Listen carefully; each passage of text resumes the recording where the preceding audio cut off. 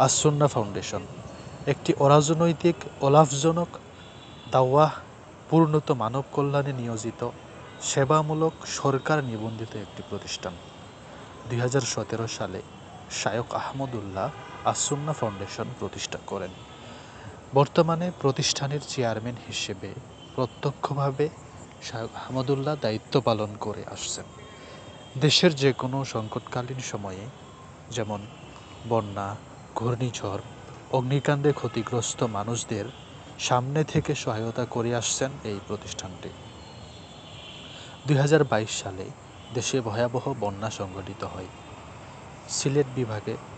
সেই সময়ে আস-সুন্নাহ ফাউন্ডেশন এবং এর চেয়ারম্যান শায়খ আহমদুল্লাহর নিজ উদ্যোগে হাজার হাজার মানুষকে সহায়তা এবং ত্রাণ বিতরণ করে উজ্জ্বল দৃষ্টান্ত উপস্থাপন করেছেন।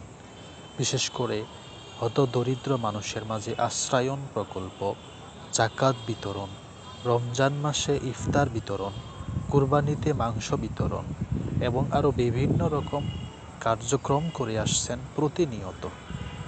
ফাউন্ডেশনের স্কিল ডিপার্টমেন্ট থেকে দক্ষ জনশক্তি গড়ে তুলতে চালু রয়েছে বিভিন্ন রকমের স্কিল ডেভেলপমেন্ট কার্যক্রম, যেখান থেকে শত শত মানুষ নিজেকে দক্ষ করে কর্মসংস্থান তৈরি করতে সক্ষম হচ্ছেন।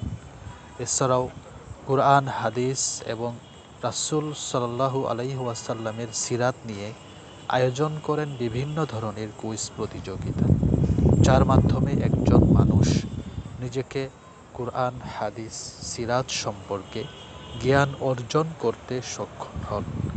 আমরা আস-সুন্নাহ ফাউন্ডেশন এবং এর চেয়ারম্যান শায়খ আহমদুল্লাহর জন্য দোয়া করি। এই প্রতিষ্ঠানকে আল্লাহ কবুল করুন এবং দেশের জনকল্যাণে প্রতিনিয়ত নিজেকে নিয়োজিত রাখুন।